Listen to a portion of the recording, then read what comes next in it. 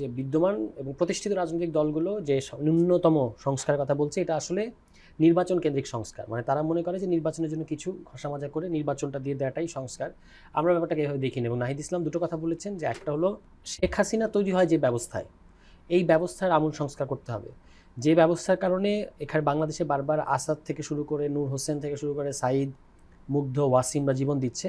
আমরা এরকম নতুন কোনো নাম চাই না, যে নাম নিয়ে আমাদেরকে খুব একটা আহাজারি সবসময় করতে হবে। এই ব্যবস্থাটার পরিবর্তন করতে হবে এবং জনগণের ভাগ্যের মৌলিক পরিবর্তন হয় এমন কিছু সংস্কার মানে ডিউ আছে বাংলাদেশের দীর্ঘকাল যাবৎ।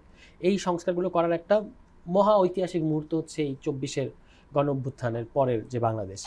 এখান থেকে তিনি বলেছেন যে মৌলিক, আমরা কথাটাকে বলেছি মৌলিক সংস্কার, মানে যেটা হচ্ছে কিছু পোশাকি পরিবর্তন না। আপনি পুলিশের নাম দিয়ে দিলেন জননিরাপত্তা বাহিনী, আপনি পুলিশের পোশাক পরিবর্তন করে আরেকটা পোশাক দিয়ে দিলেন, এতে তো পুলিশের ক্যারেক্টার বদলাবে না। আমি পুলিশের কথা বলছি, একইভাবে জনপ্রশাসনের কথাও বলা যাবে বা অন্যান্য কথা বলা যাবে। মোদ্দা কথাটা হচ্ছে যে সকল আইন এবং যে সকল বিধান দ্বারা আমাদের এক একটা রাষ্ট্রীয় প্রতিষ্ঠান পরিচালিত হয়, এবং এই সকল আইনের যে মাদার ল বলা হয় সংবিধান, মানে সকল আইনের আইন, বা আমাদের সংবিধানে বলা আছে সর্বোচ্চ আইন বাংলাদেশের, এই আইনগুলো পরিবর্তন করতে হবে। আপনি এই প্রত্যেকটা আইন কিন্তু কলোনিয়াল আমলে তৈরি করা, এবং যার প্রধান উদ্দেশ্য ছিল জনগণকে দমন করা। তারা তো জনগণকে উপনিবেশিত নেটিভ হিসেবে দেখতো। তো সেই মেন্টালিটি থেকে কিন্তু এই আইনগুলোর ধারাবাহিকতা থেকে গেছে। আপনি ইভেন 72-এর এই মহা সেলিব্রেট করা হয় যে সংবিধানটাকে নিয়ে, এই সংবিধানেও কিন্তু আইনের ধারাবাহিকতার নামে পুরনো আইনের সকল কিছুই রিস্টোর করা হয়েছে, এটা আপনি জানেন। তো এই ধরনের আইনি কাঠামোটা বা শাসন করার যে আইন সংবিধান, এটা বাংলাদেশকে জনগণকে ফেইল করেছে দীর্ঘকাল যাবৎ। একটা এমনকি অন্য সকল কিছু বাদ, পিসফুল ট্রানজিশন অফ পাওয়ার, মানে রাজনৈতিক দলগুলোর মধ্যে এলিটদের মধ্যে ক্ষমতা হস্তান্তরের যে একটা শান্তিপূর্ণ এবং নিয়মতান্ত্রিক পদ্ধতি থাকবে, যেটা পুরো পৃথিবীতে সকল রাষ্ট্রের এলিটরা মানে নিশ্চিত করেছে যে আমরা 5 বছর পর এইভাবে নিজেদের মধ্যে ক্ষমতা ট্রান্সফার করব।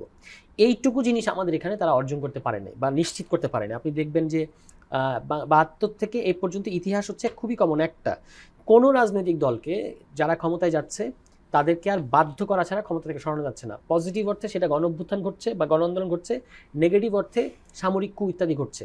এবং সামরিক কু কিংবা 1/11-র মতো যে ঘটনাগুলো বাংলাদেশে যখন ঘটছে, সেটার পেছনে আপনি দেখবেন রাজনৈতিক দলগুলোরই দায়ী। যেমন সর্বশেষ 1/11-র ঘটনা যদি আপনি দেখেন, এটার সবচেয়ে বড় ভিকটিম বিএনপি, মানে আওয়ামী লীগ ছাড়া অন্য রাজনৈতিক দল, বিশেষত বিএনপি।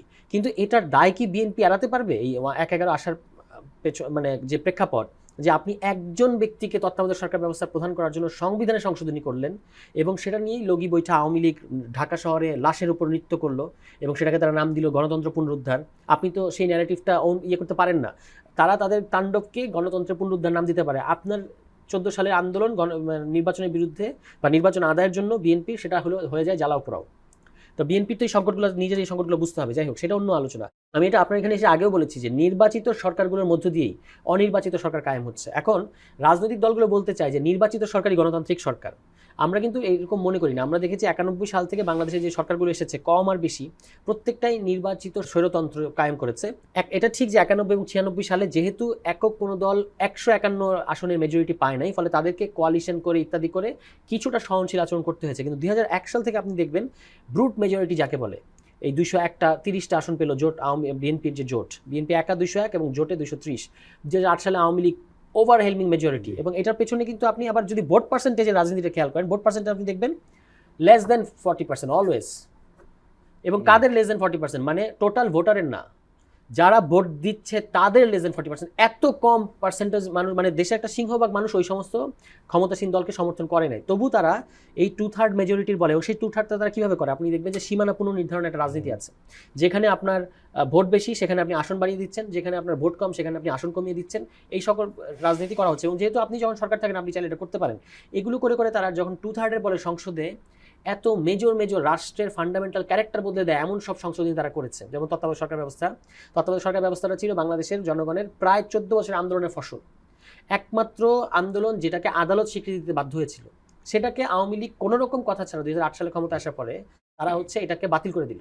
এবং অ্যামিকাস কিউরিরা এটার বিরুদ্ধে বলেছিল যে না, বাতিল করার দরকার নাই, মানে আরও দেখা দরকার। এটা দলের বিরুদ্ধে এটা নিয়ে অপোজিশন ছিল, কিন্তু যে এক ব্যক্তি তার সিদ্ধান্তে তিনি এটা বাতিল করে দিলেন। এখন এইভাবে করে যে কোনো করা যায়। যেমন বাকশাল করে ফেললো 5 মিনিটের মধ্যে, সংসদে 5 মিনিটের মধ্যে একটা একদলীয় মানে রাষ্ট্র করে ফেলা হতো, এবং প্রত্যেকটা সংশোধনীর পেছনে আপনি এরকম এরকম গল্প দেখতে পাবেন। এটা করা যাচ্ছে কারণ ওই এক ব্যক্তিকেন্দ্রিক ক্ষমতা কাঠামোর কারণে চাইলেই সংবিধানে যে কোনো ধরনের কাটাছেড়া করা যায়। একটা দুইটা সংশোধনী বাদে একটা সংশোধনীর সাথেও জনগণের কোনো সম্পর্ক নাই, এবং এই সংশোধনী করার ক্ষেত্রে জনগণের কোনো মতামত নেওয়া হয় না। আপনি বলছেন সংবিধান মানে হলো উইল অফ দ্য পিপল, জনগণের ইচ্ছা অভিপ্রায়ের একটা দলিল। তো জনগণের ইচ্ছা অভিপ্রায়ের দলিল আপনি জনগণকে জিজ্ঞেস করা ছাড়া কিভাবে আপনি করতে পারেন, পরিবর্তন করতে পারেন না। কিন্তু এই কারণে আমরা এবার গিয়ে বলেছি, আমরা গতকালকে গিয়েছিলাম, আপনি জানেন অনেকগুলো বিষয় আলোচনা হয়েছে। তার মধ্যে একটা বিষয় কিন্তু এটা ছিল যে সংবিধান সংশোধনী করতে গেলে গণভোট লাগবে, 2 হাউসের 2/3 বাইরেও গণভোট লাগবে, জনগণের কাছে আপনাকে যেতে হবে। পুরনো রাজনৈতিক দলগুলো কিন্তু চাচ্ছে না কেন? সেটাই। তাহলে আপনাদের যে আকাঙ্ক্ষার কথা বলছেন বারবার, সেটির কি হবে? সেটা হবে দেখুন 5 আগস্ট কিন্তু বাংলাদেশে একটা বড় ধরনের আপলিফট, মানে আপনি একটা জগদ্দল পাথর থেকে মুক্তি পেয়েছেন, এবং সেটার জন্য আপনাকে 15 বছর ফাইট করতে হয়েছে নানাভাবে। কোনো ফাইট থেকে কোনো রেজাল্ট আসে নাই, শেষ পর্যন্ত একটা জায়গায় গিয়ে এই জুলাই মাসে আপনি একটা পরিণতি পেলেন। এখনো যে কথাগুলো চলে এসেছে, ফ্যাসিবাদী ব্যবস্থার বিলোপ, এটা হলো বড় সাইনবোর্ড, তার ভেতরে অনেকগুলো কথা আছে কি কি আপনাকে করতে হবে। কমিশন সংস্কার প্রস্তাব দিচ্ছে, অন্য রাজনৈতিক দলগুলো দিচ্ছে, আমরা দিচ্ছি। এই যে এবং সবচেয়ে ইম্পর্টেন্ট হচ্ছে সারা দেশের তরুণরা দেশের দেয়ালে দেয়ালে লিখে ফেলেছে তারা কি চায়। এটাকে কিন্তু আপনি আর বলতে পারবেন না যে এগুলো হচ্ছে খুব ইমোশনাল কথা, এগুলোকে আপনার গুরুত্ব দিতেই হবে। এবং টুডে অর টুমোরো, মানে আজ হোক কাল হোক, এগুলো কিন্তু মানে বারবার আসবে। বারবার এই কথাটা আসবে যে প্রধানমন্ত্রী জীবনে 2বার বেশি হওয়া যাবে না। বারবার আসবে যে সংসদ সদস্যদেরকে স্বাধীনভাবে মতামত করতে দিতে হবে। সেটা নিঃসন্দেহে একটা নেগেটিভ তো তৈরি হয়েছে। এখন এইটার পলিটিক্যাল ফোর্সও আসবে। সমাজে যখন ফ্যাসিবাদের বিরুদ্ধে যে ক্ষোভটা ছিল, রাজনৈতিক দলগুলো যখন এটার সঠিক নেতৃত্ব দিতে পারে নাই, এটা কিন্তু জনগণ কিন্তু বসে থাকে না, কাউকে না কাউকে নেতৃত্ব কারো না কারোর উপর ভর করেছে।